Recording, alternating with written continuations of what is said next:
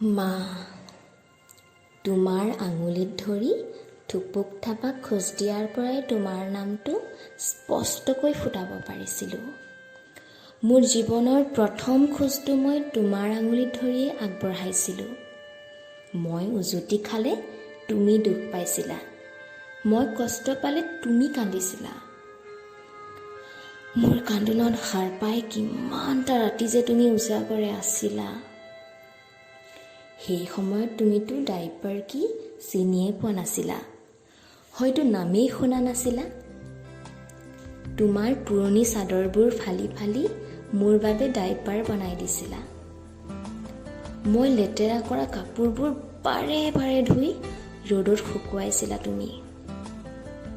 তোমাৰ চাগে খুব কষ্ট হৈছিল নহয় মা? কিন্তু তুমিতো সেইবোৰলৈ কোনোদিন কমপ্লেইন নকৰিলা। স্কুলৰ পৰা ঘৰলৈ উভতি পদূলিত ভৰি দিয়ে তোমাৰ নাম লৈ চিঞৰিছিলোঁ, মা। মোৰ সামান্য পানী লগা জ্বৰতে চিন্তাত তোমাৰ মুখ শুকাই গৈছিল।